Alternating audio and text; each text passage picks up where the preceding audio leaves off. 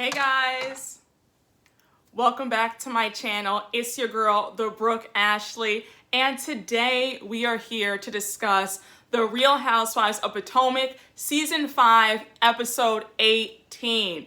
Y'all, I hope you guys had a fabulous and wonderful and beautiful Thanksgiving holiday. I hope you all got to enjoy it with some good food, some good drinks, and just spending some time with your family. I hope you guys were safe and everybody was just good. I'm just so thankful for you guys. I have such wonderful subscribers. Y'all are the best. I know I say it all the time, but just know that I appreciate and just love you all so much and just thankful for the support. I hope you all are just as excited as I am because the finale is next week, y'all. Words cannot express how excited I am, y'all.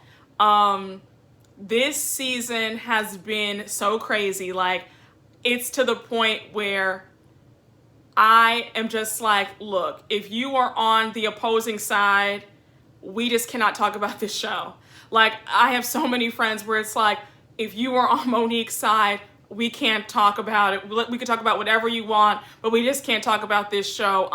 Potomac really has everybody divided, and it'll be nice for us to come back again and just be all on one accord and just be fun and just happy with each other. I was actually cracking up a few days ago because someone that I absolutely adore let me know that she sees that Monique is wrong and that Candiace is right. And I was like, God is so good. I was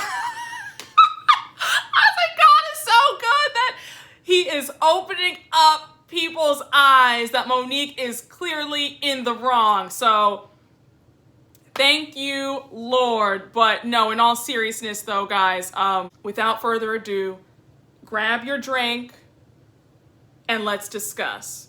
Funny enough, we start off this episode with Miss Karen Huger.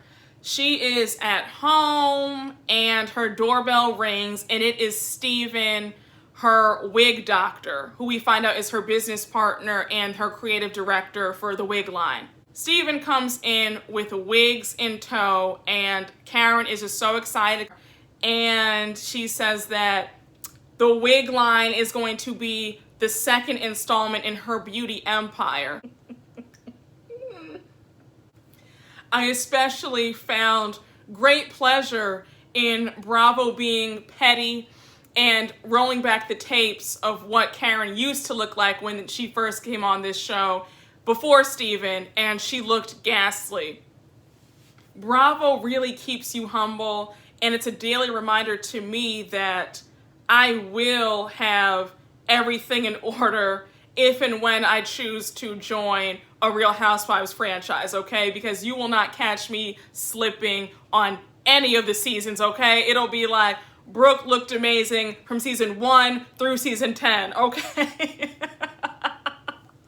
But I digress. So Karen and Steven are just having a good time looking at all the wigs, and they're naming the wigs, and happened to name one of her wigs after me. She said, oh, one of the wigs is named Brooke. And I was like, girl, don't put me in all your foolishness. But I'm flattered, Karen. I'm very flattered. And then it was really funny because Karen wanted to keep one of the wigs so she could wear it for Ray. And she's like, you know, I want to keep this one. It's a long blonde and it's like bone straight. It was a very nice wig, I have to say. And she's like, because, you know, Ray likes to tug when we're, you know, getting down. And Steven, just like me, was like, I don't want that picture of you and decrepit Ray on top of each other. I'm in a very silly and shady mood, okay? We're gonna have a good time with this review, so just get comfortable.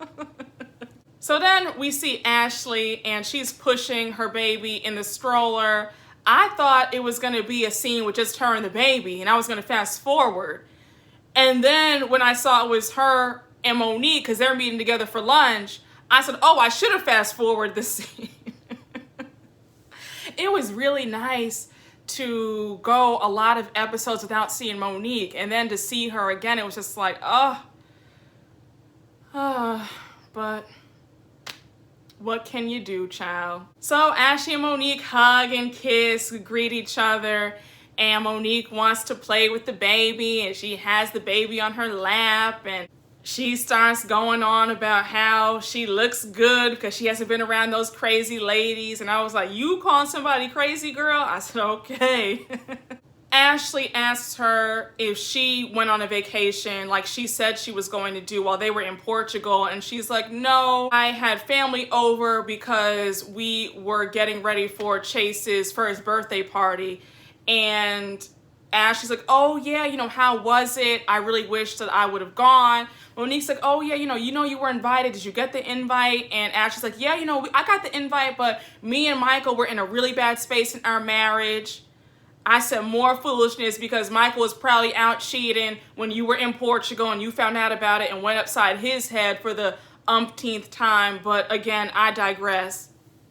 So Ashley says she would love to send a gift since she couldn't make it to the party. And then Monique lets it be known that Karen attended Chase's birthday party. And not only that, Karen had a few glasses of champagne at the party. So Ashley's like, wait, what? Because in Portugal, Karen didn't drink because she said that she had an ulcer. So it's like, wait, she didn't have an ulcer at your party, but she had an ulcer in Portugal. So Monique is laughing and she's like, you know what? Let me just shut up because I've obviously said too much and I ain't trying to get nobody in trouble.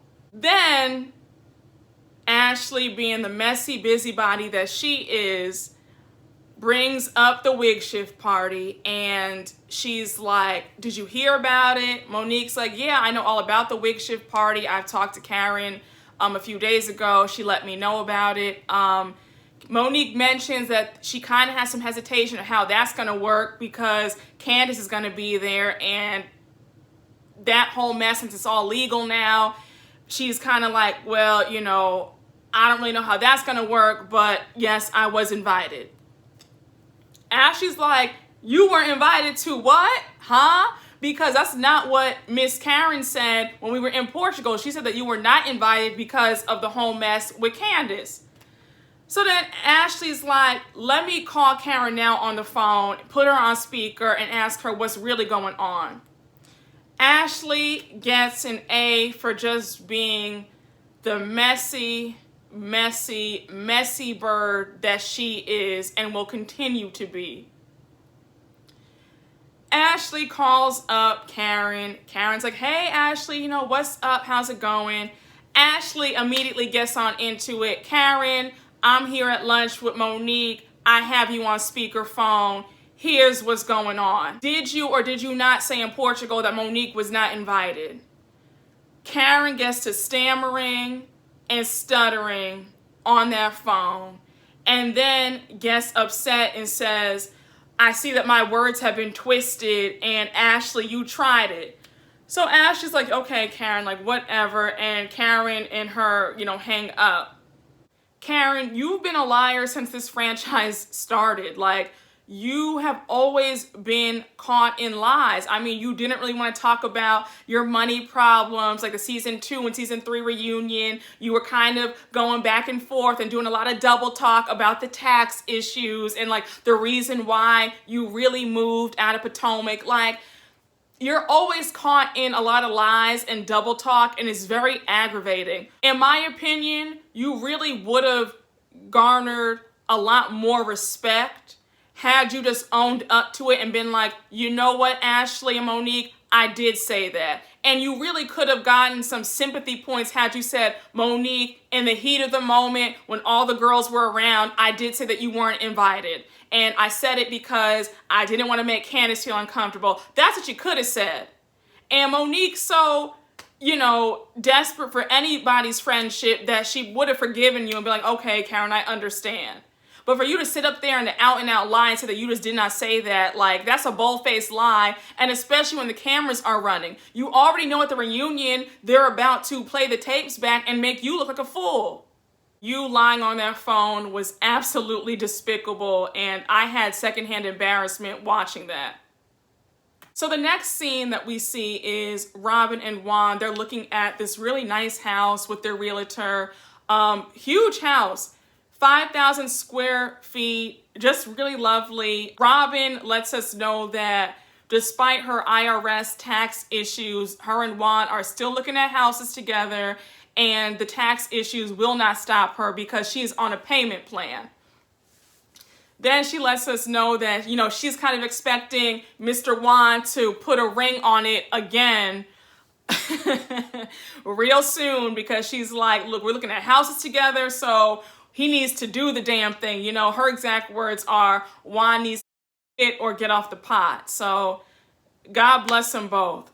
Now, this scene with Gizelle and her girls was a hoot, to say the least. It is Gizelle's oldest daughter's birthday. Grace is 15, and they are celebrating out to dinner. I think it was a Mexican restaurant. Gizelle is like, you know, where has the time gone? I can't believe that Grace is already 15. This is my firstborn. And we can tell the girls are kind of like, they're happy, but they kind of seem a little bit solemn. And then they get a little bit more solemn and upset when Gizelle brings up Daddy Dearest, aka Jamal Bryant. Gizelle is like, hey girls, you know that your daddy is coming to stay with us for about a week for the holidays, and we're gonna have a family photo shoot. And Grace and the twins are looking like, huh? He's staying with us for a week? Like, like he need to be at a hotel. Like, we don't want him in this house. The girls are absolutely disgusted by Jamal. We don't even have to sugarcoat it. It is what it is. They don't care for their father, and they're really just annoyed that Gizelle is back having a relationship with him in the first place. So then Gizelle is just trying to, make the conversation just move along, and she's like, how would you guys feel about moving to Atlanta? And they'd shut that down quick. They're just like, absolutely not. We love Maryland. Maryland is our home. No way. And Gizelle's like, no, but you guys like Atlanta, and, we stay there when we visit your father, and maybe we could get a second house there. And they're just like, no, absolutely not. Try again. So then Gizelle is like, okay. And Grace is like, well, we really don't have any say in the matter about you dating him. And Gizelle's like, no, you don't. And Grace at that moment was really pissed off. And she was like, can we just change the subject? It's my birthday. I really don't want to talk about this. Gizelle's like, she's kind of upset that the girls just are not happy about her and Jamal getting back together again. But also on the flip side, that's because they don't want to see Jamal hurt her again. And that's understandable. Gizelle's being willfully obtuse. Stop acting like you guys got divorced because of like a small thing. You got divorced because this man is unable to be faithful. This man has proven himself time and time again that he has a problem. That's a fact. That's not an allegedly, that's just a Fendi fact. This man is a serial cheater. He had 2 kids before you guys even said I do, while you guys were engaged. Like, he had a bunch of extramarital affairs while you were married. You can't sit up here and pretend like you just can't understand why your girls are not excited about you guys getting back together. Like, who would want to see their mom risk getting hurt again? And this isn't even being shady or trying to just down Jamal. This is just a fact. Like, I just don't understand why Gizelle just has this, like, I just don't understand why my girls aren't excited, or I'm trying to let them see that their father, and me are gonna be together and they should just be happy about it. Like, no, like, you can't force your girls to be excited about you guys because they know that this pairing is a mess. They know that their father has an issue. The way that they are just not even excited when he comes around them, that we've seen in the other episodes, like, that shows right there that there's a big disconnect. And we move right on over to the next scene. Now, this next scene almost made me gag. And I had a visceral reaction at the end of this scene too, okay? I think you know what I'm talking about. We see Karen putting down some rose petals all around the house. And I already know that she's trying to have some little sexy moment with Ray. So Karen's talking about how she's trying to get back on track with Ray in the intimacy department, and she's spreading the rose petals all over the steps, you know, drawing a nice hot bath. And we see her pop open the champagne. She's ready to get it started.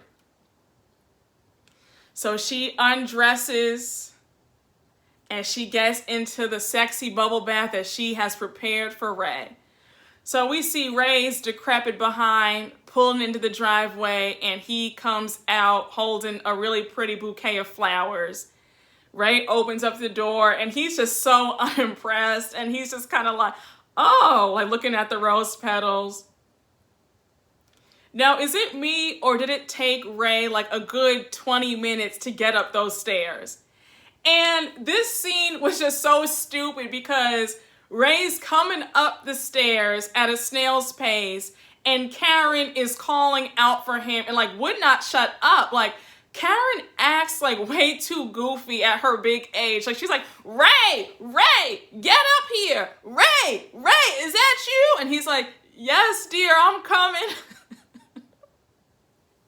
Like, they both have no swag or sexiness. Like, Karen was acting so goofy in the tub. Ray's just old and decrepit and just not cute at all. And he was moving at a snail's pace, like I said before, up those stairs. So he finally gets up the stairs and he sees her in the tub, and he's, you know, rubbing her hand, and she's saying, you know, Ray, I'm doing this all for you. I'm doing this for us, and I want you to get in here and join me. And Ray's all excited to get this train in motion. We end that scene with Ray unbuttoning his shirt, and I swear to you, my food almost came out.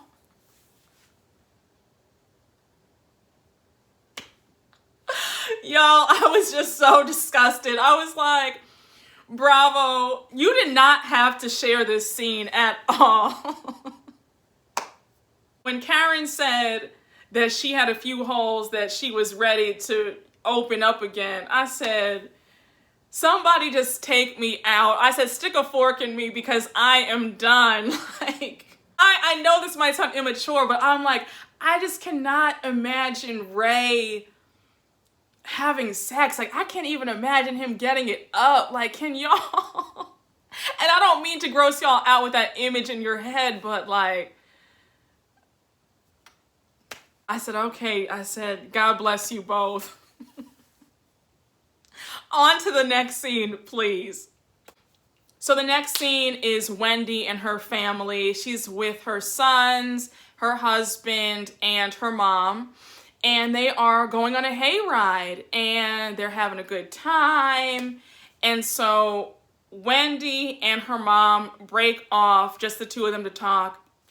Wendy lets her mom know that she's not feeling the professor teaching stuff anymore, and she wants to pursue some other opportunities. And Wendy's mom is like, what? You're a spoiled brat. You know, this is like every parent's dream that their kid is successful. And Wendy pleads her case. The mom ends up telling her, it's okay, Wendy. You know, you're a great mom, you're a great wife, you're a great daughter. And she gives Wendy her blessing about that. I mean, I don't want to spend so much time in that scene because I have to admit, I like Wendy, but I was a little bit bored by it. You guys know how I feel about certain things. I just don't really believe in tiptoeing when it comes to your dreams with your parents, especially not when you're grown. You know what I'm saying? I feel like you only have one life to live. Live your life, be happy, follow your heart, follow your dreams, and let the chips fall where they may. If your parents accept it, that's great. If they don't, that's cool too. But you really cannot live to please anybody, especially not your parents. You know what I'm saying? You got to follow your heart and follow your dreams. So I was kind of like, okay, this scene, let's wrap it on up. But I'm glad that Wendy got that off her chest with her mom, and I'm glad that her mom did give her her blessing at the end, even though she called her a spoiled brat in the beginning. It's the day of Gizelle's family photo shoot, and we find out that Mr. Bryant is not there because he missed his flight. Gizelle's friend slash hairstylist, Cal, is like, Gizelle, how you just walk in so happy knowing that this man is not here? Gizelle is like, look, of course I'm disappointed, but like, what can I do? I'm not gonna sit up here in a fetal position and just sob on the floor. Like, the show has to go on. And I had to show my girls that while I'm disappointed, I still gotta hold it down and be strong. This scene was like another strike against Jamal. Like, this did not make his case look good about him wanting to get back with their mom. I could tell that the girls were disappointed while they were getting ready, because it's like, wow, like our dad couldn't even be here for the photo shoot. But I felt bad for them. I just kind of felt like that is really sad that he missed the flight and wasn't there. Jamal, it's really not helping your case, bro. It's really not helping your case. I could tell that Gizelle was angrier and more disappointed that she let on, but she wanted to keep a brave face for her daughters. That's understandable. And I definitely felt like if they were starting to warm up to their dad being back in their lives and being back with their mom, I definitely feel like him missing the photo shoot kind of ruined all that and definitely put a sour taste in their mouth. But the photo shoot looked like it turned out nice. The girls looked really good. So now we see Ashley, and she is cooking up some red snapper, and we see Michael setting up the dinner table, and we find out that they're about to have a family dinner with Ashley's mom, Miss Sheila. Is it just me, or does Sheila remind you of Miss Puff from SpongeBob? Because I swear she reminds me of her so bad. And every time I see her mom, I want to call her Miss Puff. But I digress. Sheila and Uncle Lump, Ashley's favorite uncle who stepped in as a father figure to her when she was younger, are coming over to join them to eat. And Ashley and Michael are a little bit nervous, especially Michael, because they want to talk to Michael about some things, meaning his indiscretion. So the doorbell rings, and it is Sheila and Uncle Lump. So they sit down, making pleasantries, they're eating the dinner, and off rip, Uncle Lump is like, what you did, Michael, was really effed up. And Ashley's mom lets it be known that she was really upset and sad herself when she found out that Michael had cheated, and she said that it felt like he cheated on the whole family. And so they're just like, you know, what are we going to do to make sure this doesn't happen again? And, you know, of course, Michael just as guilty as can be, because that man looks just like a weasel. He turns bright beet red, and he is stammering and stuttering. Did y'all see how Michael could barely get the words out? He just looks so stupid, telling all them damn lies, because he knows he's going to cheat again. So then Michael's like, look, you know, I'm sorry, and I'm very hard on myself about this whole thing, and I'm not going to do this again. So Uncle Lump is like, look, you need to fight any urge, any demons that are up in you. You need to get it under control and focus on Ashley and focus on your family, and don't do this again, because I don't want to hear this again. And Michael's like, like I will. And Michael ends up apologizing to them. Can I just say that this scene was just so annoying to me, because it's like, this is a marriage made in hell. Her and Michael are two dopes in this sham of a marriage. Michael is going to cheat again. This is a woman who promised this man it was going to be threesomes and group sex and all the freaky deaky stuff that he wanted to hook him and to get that ring so that she and her mom could stop living under a bridge somewhere. She also married him knowing that he had proclivities for other people. this was a marriage based on a lot of foolishness. And Ashley is sorely mistaken if she thinks she's about to change this man. You cannot change anybody. He's crying and apologizing now, but rest assured, he's going to slip up again. He did not sign up to be monogamous and just to be with Ashley. He signed up for Ashley and other people, and she knew this. So for her to now try to change the rules of the game, that's just not how this works. How you start is how you finish. If you wanted a monogamous, rich man, that's who you should have gone after. But you went after a man who has certain proclivities. You went after a man who is not capable, does not want to be monogamous or faithful to just one woman. And you thought that you would change him after you both said, I do. And again, I have no sympathy for Ashley in this whole mess of a marriage. I really don't. I don't care because it's foolishness. Season 6 or 7, they will be filing for divorce. So that's where I stand on that. And let's move on. So it is the night of Karen's big wig shift launch party. And we see Karen and Ray show up. Karen's staff is there waiting for the other ladies to arrive. And Monique arrives to the party first. And did you guys notice how jumpy Karen seemed? They both seemed very nervous. Like the energy, you could just feel the very chaotic, frenetic, nervous energy that both of them had. It just jumped right off the screen and like hit me in the face, child. So they hug, exchange pleasantries. Monique lets it be known that she's not going to be staying for the whole entire thing, but she wanted to stop by and support because she wouldn't have missed this for the world. She lets Karen also know that she has a charity event to attend right after this anyway, so she just wanted to stop by and show her face. So Monique lets it be known in her confessional that she was a little bit hurt finding out that Karen was telling the other girls that she was not invited to the wig shift party, but she's like, you know what, whatever. So Karen says to Monique, I know how to make sure that all of my friends feel comfortable despite whatever's going on. So Monique's like, yeah, totally get it. I wish, I guess we could all be together, but, since she made it legal. And it's like, are you not understanding the act that you committed against somebody? Like, you assaulted someone.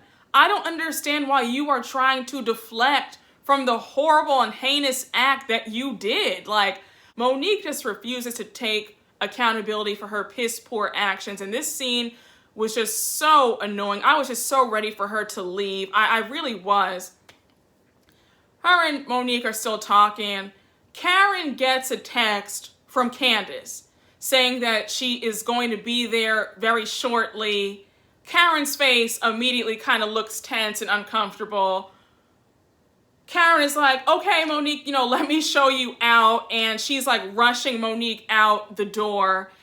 And Monique's like, okay, like, let me go. Can I grab another glass of champagne for the road? Karen's like, sure. We see Monique about to go, and then she comes back in because she's like, oh, my driver isn't here yet, and I don't want to stand outside in the cold.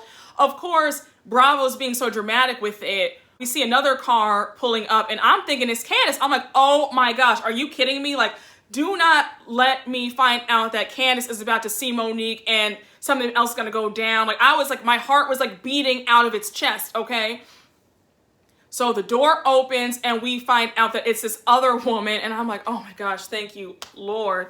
And she's like, oh, you're leaving so soon? And Monique's like, yeah, I'm leaving. Monique's driver is there. She is off. We see Monique leave, and then we see Ashley arriving. She jumps out of her car. And then we also see Robin pulling up too, and her and Ashley go in together. Robin is like, I thought it was going to be at like an event space. Like, we're at a strip mall. Like, what is going on? And I was like laughing like, yeah, the place where she had it looked very small, but I digress.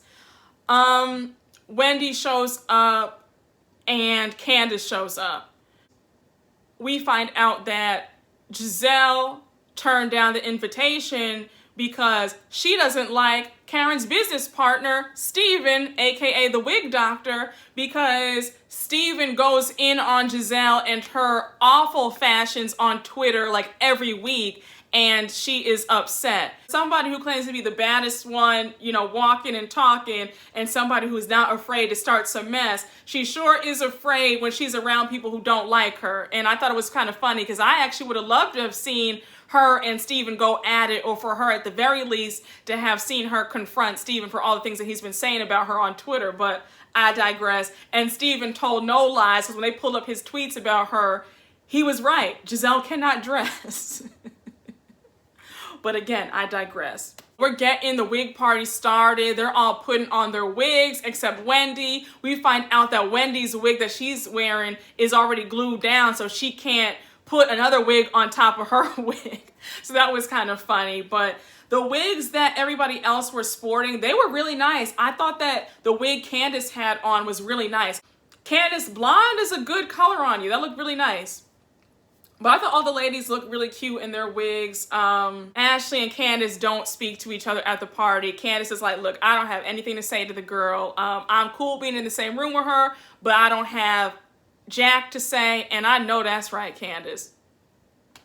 The party's going well until, of course, things go left, because we know at these functions, it always has to take a turn for the worse. We can never just have a good time. Ashley says to Karen, Karen, I have a gift for you. Karen's like, oh, thank you. She opens up the gift, and it's like, was it Pepsid AC? It was, or Pepto-Bismol, but anyhow, she got her something for her ulcer. And she was like, because you didn't drink on the trip because of your ulcer, but I found out that you were drinking at Monique's baby's birthday party. Why did Ashley say that? Because now Karen is annoyed. And so all the other ladies gather around to see what Ashley and Karen are talking about. Ray is in the mix too, and he's just looking. He's looking at the gift, you know, kind of like, okay, what's about to go down? Karen is like, look, I'm a little bit upset now because I feel like I was being pressed about why I'm not drinking, and I feel like I should not be pressed about that. I definitely do agree with Karen on that it is nobody's business on why somebody doesn't drink or can't drink for whatever reason. I felt like they should have just left it alone. She said she had an ulcer, just leave it alone. Like, I think that it is rude, because I know that I've gone to a few parties where I just was not in the mood to drink for whatever reason. Maybe I had taken some cold medicine. Maybe I just wasn't in the mood. Maybe I had been out drinking the night before and I was feeling the effects the next day. Like, you know, it's nobody's business. And I think that that is a very bad habit that a lot of people in society have, where they will question somebody or kind of ostracize somebody and make somebody feel bad if they don't drink. Like, somebody could not drink for religious reasons, or they could be a recovering alcoholic. Like, whatever the reason is, it's nobody's business. So I did agree with Karen on that. They should not have pressed her. They should have just left her alone. So then Robin adds fuel to the fire, and she's like, Karen, are you worried about what's going to come out of your mouth when you drink? And so Karen is really pissed now, and she's like, you need to be worried about what Juan is saying after he drinks. And then Robin is like, wait, girl, what? Like, what are you talking about? So then even in the confessional with Karen, the producer was like, so Karen, what did you mean by that? And she's like, I meant he should be worried about the couch. Like, something stupid like that. It was like, Karen, you know you haven't heard Juan say anything. Juan is barely around you ladies. Like, please, you haven't heard him say anything. Like, stop deflecting. Just deal with Robin. Stop trying to bring other people into the argument. That's really a pet peeve of mine, but whatever. So Ray is kind of uncomfortable, and he's like, whoa, ladies, like, whoa, whoa, whoa. He's uncomfortable. He's just trying to, like, diffuse the whole situation. And Karen, like, goes to another section of the room. So then Ashley also lets it be known that Karen lied about not inviting Monique to the party. And she talks about their lunch that they had together and how she put Karen on the phone. And so they're all like, wait, what? Karen comes on over and interrupts them and is showing them the packaging for her wig. And they're like, girl, we're not even talking about that right now. We're talking about you. Karen gets upset and she's like, you know what? Bye. I'm out. Shout out to everybody. I had fun. Her and Ray get their coats and they leave. And they're all like, how are you leaving your own party? Like, even Karen's staff was like, girl, how are you leaving your own party? Like, are you serious right now? Karen made such a fool of herself. Like, I really could not believe the display of cowardice that was shown.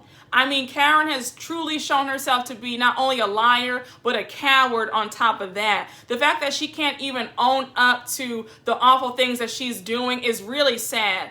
She leaves the party, tells them she already paid for the event space, she's out, starts cursing, and they are all just in shock.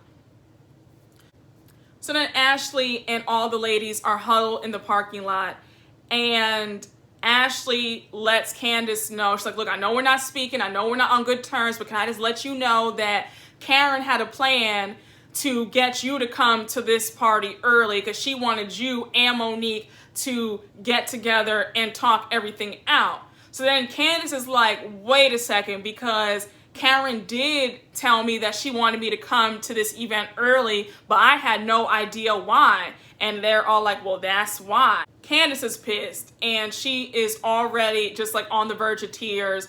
Wendy lets her know Karen is not your friend, and she has shown herself to be a shady character. I mean, Karen, how stupid of you to think that that was a good plan. Do you know how harmful that meetup would have been had Candiace and Monique seen each other? Like, that would not have gone how you thought it would have gone. That probably would have been an even bigger disaster. Who knows? Candiace might have gone upside her head and it could have been another fight, part 2. We don't know what would have happened. Y'all, this episode was such a doozy. Please let me know what you all think. I already know that you guys are, so why am I even saying that? But drop down in the comments and let's get into it, okay? Y'all know what to do. Hit that like, comment, and subscribe button. Next week is the finale. I cannot wait. Let's drop down in the comments and discuss, because this episode was a full-blown mess, okay?